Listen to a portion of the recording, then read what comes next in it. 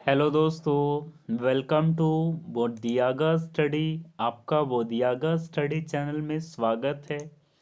तो जैसा कि आप सभी लोगों को पता है कि अभी हमारे द्वारा एडुटेरिया का 5000 प्लस प्रश्नों का सेट संख्या करवाया जा रहा है। तो आज का सेट संख्या कितना है? 4। तो आज हम लोग पढ़ने वाले हैं सेट संख्या 4 को। तो शुरुआत करते हैं सेट संख्या। अगर आपने सेट संख्या 1, 2, 3 नहीं पढ़ा है तो आप हमारे चैनल बोधियागा स्टडी में जाकर प्लेलिस्ट में एडुटेरिया का 5000 प्लस एमसीक्यू लिखा होगा, उसमें जाकर आप जाके पढ़ सकते हैं। तो आज का सेट संख्या कितना है हमारा? 4 नंबर। तो शुरुआत करते हैं सेट संख्या 4 का पहला प्रश्न। सेट संख्या 4 का पहला प्रश्न है कि भारत में पर्यावरण संरक्षण अधिनियम कब पारित किया गया था? तो इसका राइट आंसर हो जाएगा 1986 में, 1986 में पारित किया गया था। चलिए, तो ध्यान रखेंगे, इसका राइट आंसर 1986 हो जाएगा। अगला प्रश्न क्या कह रहा है? पारितंत्र कौन एक कृत्रिम पारितंत्र है? तो बगीचा जो है कृत्रिम पारितंत्र है। चलिए, अब अगला प्रश्न देख लेते हैं। कह रहा है अगला प्रश्न,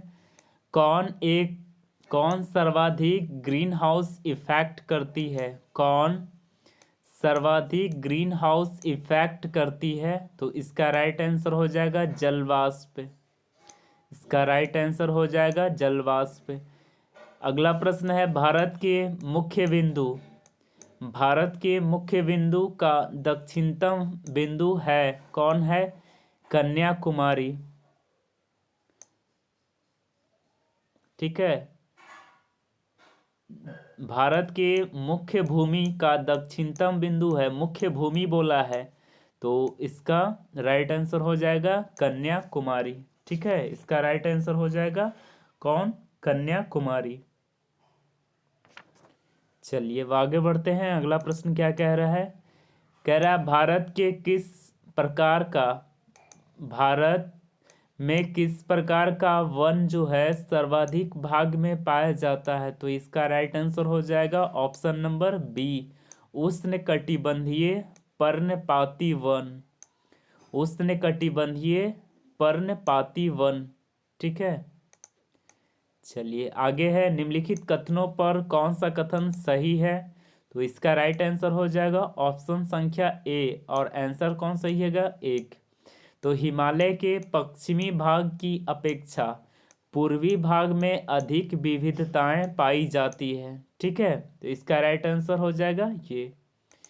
चलिए आगे है, आगे कह रहा है अरब सागर में गिरने वाली भारत की सबसे बड़ी प्रायद्वीपीय नदी कौन सी है? अरब सागर में गिरने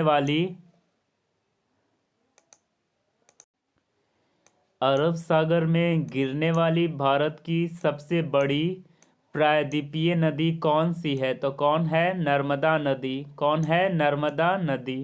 ठीक है, तो अरब सागर में गिरने वाली भारत की सबसे बड़ी प्रायद्वीपीय नदी कौन सी है? तो ये नर्मदा नदी है। ठीक है, चलिए आगे है, चाय की खेती के लिए निम्नलिखित में से कौन सी मिट्टी सबसे उपयुक्त है? तो चाय की खेती के लिए कौन सी मिट्टी सबसे उपयुक्त है? तो अम्लीय जो मिट्टी होगा, जिसमें अम्लीयता की मात्रा ज़्यादा होगी, वो मिट्टी जो है चाय के लिए अत्यधिक महत्वपूर्ण होगी। ठीक है, इसके बाद अगला है मानसून निवर्तन होता है कैसे होता है? तो ये उत्तर पश्चिम भारत से बंगाल की खाड़ी। ठीक है, उत्तर पश्चिम भारत से बंगाल की खाड़ी। इसके बाद अगला है वेनेजुएला की राजधानी कहाँ है? तो कराकस। वेनेजुएला की राजधानी कहाँ है? कराकस। ठीक है, तो इसका राइट आंसर हो जाएगा कराकस। चलिए अब अगला है, अगला देख लीजिए प्रश्न क्या कह रहा है। चलिए, कह रहा है कौन सुमेलित नहीं है, कह रहा है कौन जो है वो सुमेलित नहीं है। तो इसका राइट आंसर हो जाएगा कौन सुमेलित नहीं है, तो इसका राइट आंसर हो जाएगा डी, अमेरिका का बागियो नहीं है। इसमें भारत का चक्रवात सही है, चीन का टाइफून सही है, ऑस्ट्रेलिया का बिली सही है, लेकिन अमेरिका का ये बागी सही नहीं है। लेकिन ऑप्शन में बोला है आपको कि कौन नहीं है, तो ऑप्शन में नहीं है तो इसका राइट आंसर डी हो जाएगा। अगला है कोरल रीफ। कोरल रीफ या प्रवाल भित्ति मुख्यतः कहाँ पाई जाती है। तो कोरल रीफ जो है या फिर प्रवाल भित्ति जो है कहाँ पाई जाती है, तो कर्क एवं मकर रेखा के बीच पाई जाती है। कर्क और मकर रेखा के बीच पाई जाती है, कर्क और मकर रेखा के बीच पाई जाती है। ठीक है,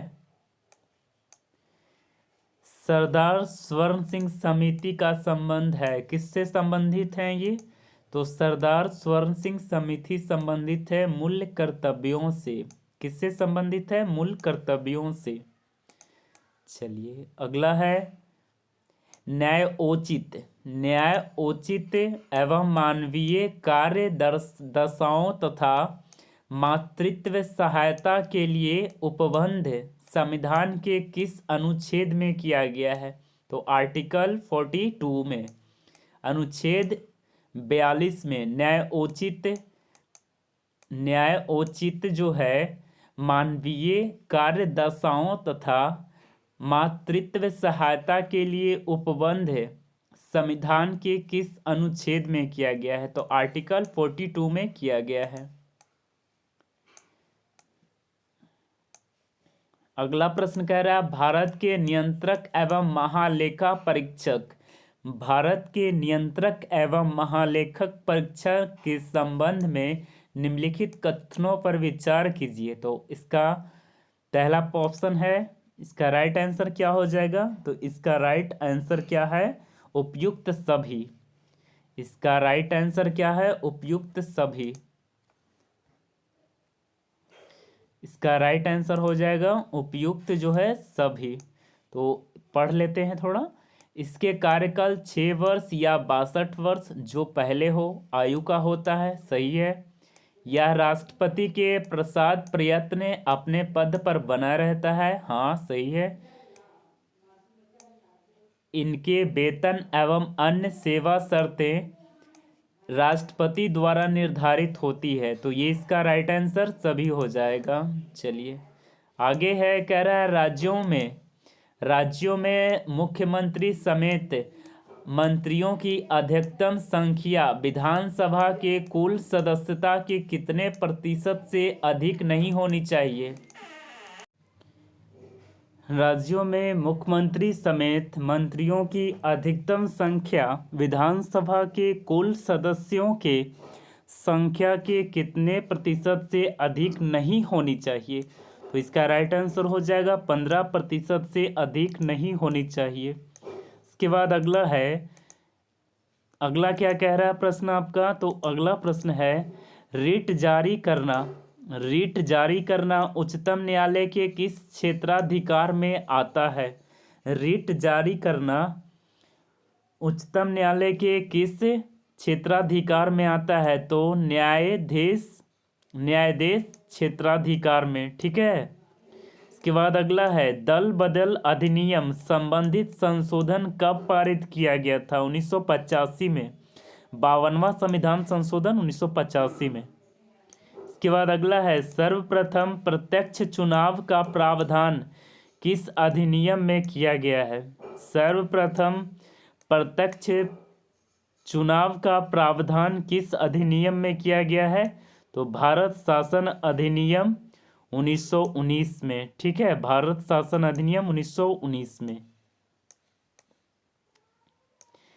इसके बाद अगला है प्रधानमंत्री का राष्ट्रपति को सूचनाएं प्रदान सूचनाएं प्रदान करने संबंधित कर्तव्यों का उल्लेख है, किस अनुच्छेद में उल्लेखित है? तो ये आपका उल्लेखित है किस अनुच्छेद में? आर्टिकल 78 में।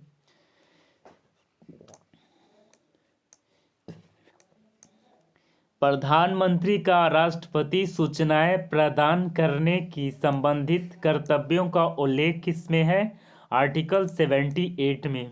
इसके बाद अगला है, कौन सा देश जो है प्रातःकाल शांति की भूमि कहलाता है? Land of the morning claim के नाम से जाना जाता है। तो ये दक्षिण कोरिया को जाना जाता है। विश्व जल संरक्षण दिवस के रूप में मनाया जाता है। विश्व जल संरक्षण दिवस के रूप में मनाया जाता है 22 मार्च को। इसके बाद स्वदेशी और बहिष्कार आंदोलन का अनुमोदन कांग्रेस के किस अधिवेशन में किया गया? तो स्वदेशी और बहिष्कार आंदोलन का अनुमोदन किस कांग्रेस अधिवेशन में किया गया? तो बनारस अधिवेशन 1905 में। इसका राइट आंसर सी हो जाएगा। इसके बाद अगला है, कांग्रेस की कार्य समिति में भारत विभाजन का प्रस्ताव कब पारित किया गया? तो कांग्रेस की कार्य समिति में भारत विभाजन का प्रस्ताव कब पारित किया गया? तो इसका राइट आंसर हो जाएगा 14 जून 1947 ईस्वी को। 14 जून 1947 ईस्वी को पारित किया गया। इसके बाद अगला है, संविधान सभा की प्रथम बैठक का आयोजन किस गवर्नर जनरल के द्वारा किया गया था? तो लॉर्ड बेवेल के द्वारा। संविधान सभा की प्रथम बैठक का जो आयोजन है वो किसके द्वारा किया गया था? तो ये किया गया था लॉर्ड बेवेल के द्वारा। इसके बाद अगला है, मंगल पांडे ने प्रथम भारतीय स्वतंत्रता संग्राम की शुरुआत की। इसके उपरांत ब्रिटिश सरकार के द्वारा उन्हें कब फांसी दी गई थी? तो 8 अप्रैल 1857 ईस्वी को फांसी दी गई थी। इसके बाद अगला है, बहावी आंदोलन का प्रमुख क्षेत्र नहीं रहा। कौन नहीं रहा? तो ये असम नहीं था। कहेगा आपसे बहावी आंदोलन का प्रमुख क्षेत्र कौन नहीं था? तो असम नहीं था। ठीक है। इसके बाद आगे है, पुस्तक एरिया ऑफ डार्कनेस के लेखक कौन है? तो वीएस नायपॉल। इसके बाद अगला है, सूची 1 और सूची 2 को मिलान करें। तो इसका आंसर देखिए, पहला है सूरत की संधि। तो सूरत की संधि कब हुई थी? 1775 में। इसके बाद पूना की संधि कब की गई थी? 1817 में। पुरंदर की संधि 1665 में। और देवगांव की संधि 1803 में। ठीक है, तो इसका राइट आंसर हो जाएगा ऑप्शन संख्या डी। इसका राइट आंसर हो जाएगा ऑप्शन संख्या सी। सॉरी, हमने डी बोला, डी सी होगा। चलिए, इसका राइट आंसर सी हो जाएगा। चलिए, अब आगे है, अगला प्रश्न देखिए। अगला प्रश्न क्या कहता है?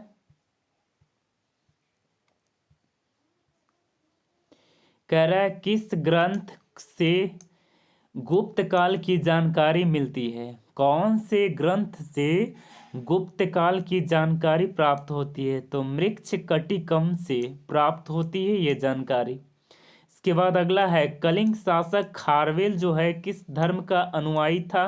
तो ये जैन धर्म का अनुयायी था। इसके बाद अगला है, भीतरी स्तंभ अभिलेख किस शासक से संबंधित है? भीतरी स्तंभ अभिलेख जो है वो किस शासक से संबंधित है? तो स्कंदगुप्त से संबंधित है। किससे संबंधित है? स्कंदगुप्त से संबंधित है। इसके बाद अगला प्रश्न क्या कह रहा है कि दक्षिण भारत में अवस्थित जो स्थित है कैलाशनाथ मंदिर वो किन शासकों के द्वारा निर्माण किया गया था? किस शासकों के द्वारा निर्माण किया गया था? तो ये पल्लव शासक के द्वारा निर्माण किया गया था। इसके बाद अगला है, सिकंदर की मृत्यु के बाद, सिकंदर की मृत्यु के बाद भारत ने अपनी गर्दन से दास्ता का जुआ उतार फेंका। सिकंदर की मृत्यु के बाद भारत ने अपनी गर्दन से दास्ता का जुआ फेंका, उतार फेंका और साथ ही अपने गवर्नरों की हत्या कर दी। इस मुक्ति युद्ध का नायक सेंड्रोकोटस था। चंद्रगुप्त के विषय में यह किसने लिखा है? तो एरियन ने लिखा है। ये किस ने लिखा है, किस लेखक ने? तो एरियन ने लिखा है।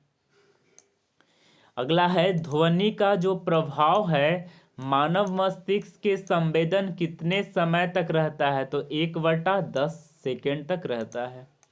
इसके बाद अगला है, नेत्र में प्रवेश करने वाला प्रकाश की मात्रा को नियंत्रण में से निम्नलिखित में से किस अंग के द्वारा किया जाता है? तो आयरिस के द्वारा किया जाता है। ठीक है। इसके बाद अगला है, रक्त की अशुद्धियाँ किस अंग में जाकर छनती है? तो ये वृक्क किडनी में जाकर छनती है। इसके बाद अगला है, रक्त का कितना प्रतिशत भाग जो है प्लाज्मा होता है? तो 55 से 60% होता है।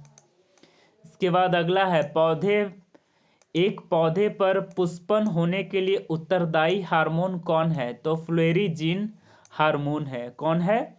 फ्लोरिजीन हार्मोन है। इसके बाद अगला है, इंद्रधनुष किसके कारण होता है? तो परावर्तन और अपवर्तन के कारण होता है। इंद्रधनुष जो है किसके कारण बनता है? तो परावर्तन और अपवर्तन की घटना के कारण। इसके बाद आगे है, एक ही पदार्थ के, अगला प्रश्न है, एक ही पदार्थ के अणुओं के बीच कार्यकारी आकर्षण बल को क्या कहा जाता है? तो इसे कहा जाता है संसंजक बल। एक ही पदार्थ के अणुओं के बीच कार्यकारी आकर्षण बल को क्या कहा जाता है? तो इसे कहा जाता है संसंजक बल। चलिए अगला प्रश्न है, किस अभिक्रिया में भाग लेने वाले पदार्थ, किस अभिक्रिया में भाग लेने वाले पदार्थ को, किसी अभिक्रिया में भाग लेने वाले पदार्थ क्या कहलाते हैं? तो क्या कहलाते हैं? अभिकारक कहलाते हैं। किसी अभिक्रिया में भाग लेने वाले पदार्थ क्या कहलाते हैं? अभिकारक कहलाते हैं। इसके बाद आगे है, क्षारक, क्षार को जल में घोलने पर क्या मुक्त होता है? तो OH- आयन। ठीक है, तो इसका राइट आंसर OH- आयन। इसके बाद आगे है, नींबू के रस का pH मान कितना होता है? तो नींबू के रस का pH मान होता है 2.2।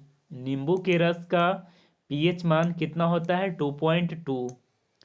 इसके बाद आगे है, बादल और वायुमंडल का तैरना किस कारण से होता है? तो श्यानता के कारण होता है। बादल और वायुमंडल का तैरना किस कारण से होता है? तो श्यानता के कारण होता है। इसके बाद आगे है, छाया में पनपने वाले पौधे को क्या कहते हैं? सियोफाइटस। छाया में पनपने वाले पौधे को क्या कहा जाता है? तो सियोफाइटस कहा जाता है। छाया में पनपने वाले पौधे क्या कहलाते हैं? सियोफाइटस। इसके बाद आगे है, मेन रहीम अंतर्राष्ट्रीय सीमा रेखा किस दो देशों के बीच अवस्थित है? तो रूस और फिनलैंड के बीच अवस्थित है। मेन रहीम सीमा, अंतर्राष्ट्रीय सीमा रेखा जो है वो किस दो देशों के बीच अवस्थित है? तो रूस और फिनलैंड के बीच अवस्थित है। ठीक है। इसके बाद अगला है, जैव विविधता दिवस कब मनाया जाता है? तो 22 मई को मनाया जाता है। इसके बाद आगे है, राष्ट्रीय खाद्य सुरक्षा मिशन NFSM की शुरुआत कब की गई थी? 2007 में। राष्ट्रीय खाद्य सुरक्षा मिशन की शुरुआत कब की गई थी? 2007 में। इसके बाद अगला है, भारत में मुद्रास्फीति का प्राक्कलन का सबसे प्रचलित माप कौन सा है? तो भारत में मुद्रास्फीति के प्राक्कलन का सबसे प्रचलित माप कौन सा है? तो ये सीपीआई है। कौन सा है? ये सीपीआई है। ठीक है, चलिए अब आगे बढ़ते हैं। कुछ कुछ स्मरणीय तथ्य को देख लीजिए थोड़ा। कह रहा है, प्रश्न है कि गौतम बुद्ध, भगवान बुद्ध जो हैं, गौतम बुद्ध जो हैं, बौद्ध धर्म के क्या थे? संस्थापक थे। ठीक है, गौतम बुद्ध का जन्म कब हुआ था? 563 ईसा पूर्व में हुआ था। कहाँ हुआ था? लुम्बिनी, नेपाल में। लुम्बिनी, नेपाल में। ठीक है, और कौन से वृक्ष के नीचे हुआ था? तो साल वृक्ष के नीचे हुआ था। ठीक है, लुम्बिनी, नेपाल में। इनकी मृत्यु कहाँ हुई थी? 483 ईसा पूर्व में। कहाँ? कुशीनगर, उत्तर प्रदेश में। वहाँ के राजा कौन थे? मल्ल राजा थे। गौतम बुद्ध का बचपन का नाम क्या था? सिद्धार्थ। इन्हें 6 वर्षों की कठिन तपस्या के बाद 35 वर्ष की उम्र में फल्गु, जिसे निरंजना नदी या मोहना नदी पहले पूर्व में नाम था, ठीक है, वही नदी के किनारे, फल्गु नदी के किनारे ज्ञान की प्राप्ति हुई थी। ठीक है, चलिए अब आगे देख लीजिए थोड़ा। इसके बाद कह रहा है, गौतम बुद्ध ने अपना जो पहला उपदेश था वो कहाँ दिए थे? तो सारनाथ एवं श्रावस्ती में। सारनाथ एवं श्रावस्ती में। बौद्ध धर्म में आत्मा की परिकल्पना तो नहीं है, लेकिन पुनर्जन्म की मान्यता जरूर है। ठीक है, बौद्ध संघ में सम्मिलित होने की न्यूनतम आयु कितनी है? 15 वर्ष। गौतम बुद्ध ने आम्रपाली को सर्वसम्मति से स्त्री रत्न घोषित किया था। ठीक है, इसके बाद आगे है सर एडविन अर्नाल्ड जो हैं, वो गौतम बुद्ध को एशिया का ज्योति पुंज कहा था। ठीक है, तो इसके बाद चलिए अब कुछ कुछ जान लेते हैं। संगीतियाँ कब कब हुई थी? तो प्रथम बौद्ध संगीतियाँ 483 ईसा पूर्व में। कहाँ? राजगिरी यानी राजगीर में, जो कि मगध में है। और इसकी अध्यक्षता कौन किए थे? महाकश्यप किए थे। और शासक कौन थे? अजात शत्रु 483 ईसा पूर्व में राजगृह में, अध्यक्षता महाकश्यप। द्वितीय बौद्ध संगीति 383 ईसा पूर्व में वैशाली में हुई थी, और कालाशोक इसके शासनकाल में, और सवा कामी ने इनकी अध्यक्षता किया था। तृतीय बौद्ध संगीति 250 ईसा पूर्व या कहीं कहीं 255 ईसा पूर्व भी मिलेगा। ठीक है, और तृतीय बौद्ध संगीति कहाँ हुआ था? पाटलिपुत्रा, जो कि पटना बिहार में, मगध में। और इसकी अध्यक्षता कौन किए थे? मोगलीपुत्र तिक्स ने किया था। और शासनकाल किनका था? सम्राट अशोक का। चौथी बौद्ध संगीति 98 ईस्वी या पहली ईस्वी भी आता है, पहली सदी भी लिखा रहेगा। चलिए, ये कहाँ हुआ था? कुंडल ग्राम, कश्मीर में। इसकी अध्यक्षता कौन किए थे? वसुमित्र किए थे। कहाँ, कौन राजा थे उस समय? कनिष्क के समय में किया गया था। और चौथी बौद्ध संगीति में ही बौद्ध धर्म जो है 2 भागों में विभक्त हो गया था, महायान और हीनयान। और महायान में। इसके बाद अगला है, आगे अब देख लीजिए अगला क्या कह रहा है। जैन धर्म के संस्थापक कौन थे? तो ये ऋषभ देव थे। जैन धर्म के संस्थापक कौन थे? ऋषभ देव। जैन धर्म के 22वें और 23वें तीर्थंकर कौन थे? तो 22वें थे अरिष्ट नेमी। 22वें कौन थे? अरिष्ट नेमी। और 23वें कौन थे? पार्श्वनाथ।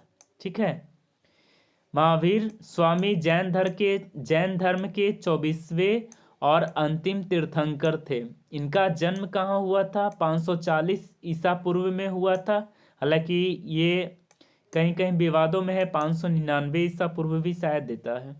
और कहाँ हुआ था? कुंडल ग्राम, वैशाली में। ठीक है, इसके बाद महावीर स्वामी की मृत्यु की बात करें तो 468 ईसा पूर्व में कहाँ हुआ था? पावापुरी, नालंदा में हुआ था। महावीर स्वामी का बचपन का नाम क्या था? वर्धमान था। इन्होंने 30 साल की उम्र में सन्यासी जीवन में स्वीकारा, और 12 वर्षों की कठिन तपस्या के बाद रिजु पालिका नदी के तट पर इन्हें ज्ञान की प्राप्ति हुई। ठीक है, साल वृक्ष के नीचे ज्ञान की प्राप्ति हुई। ठीक है, महावीर स्वामी ने अपने शिष्यों को 11 गंधरों में विभाजित किया था। महावीर स्वामी ने अपने शिष्यों को 11 गंधरों में विभाजित किया था। ठीक है, इसके बाद आगे है, महावीर स्वामी का पूर्ण जन्म और एवं कर्मवाद पे विश्वास रखते थे। मतलब इनका सिद्धांत पूर्व जन्म और कर्मवाद पे विश्वास करता था।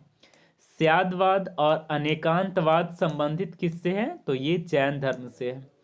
प्रथम जैन भिक्षुणी कौन थी? तो ये चंपा थी। ठीक है, महावीर स्वामी के प्रथम अनुयायी कौन थे? तो इनके प्रथम अनुयायी थे, इनके दामाद ही जामली थे, जामिल या जामली कहते हैं। और इनकी बेटी कौन थी? प्रियदर्शनी। इसके बाद अगला बात कर लेते हैं जैन संगीतियाँ। तो जैन संगीतियाँ, प्रथम जैन संगीति कब हुआ था?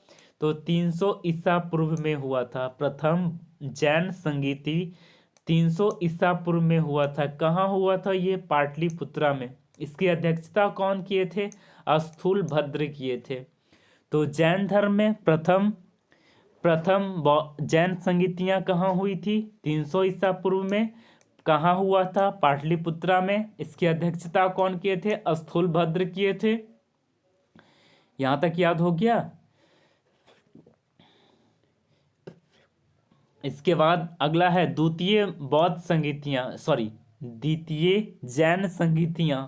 ठीक है, तो द्वितीय जैन संगीतियां 512 ईस्वी में। द्वितीय बौद्ध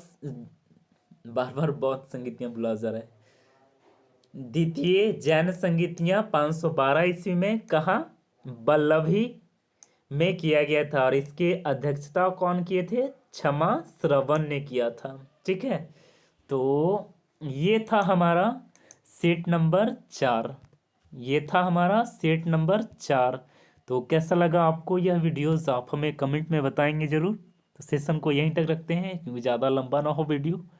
तो आज का टॉपिक को यहीं तक रखते हैं। थैंक यू, धन्यवाद। आज इसमें बहुत इंपॉर्टेंट चैप्टर था, आपने कई चीज़ों को जाना। Thank you.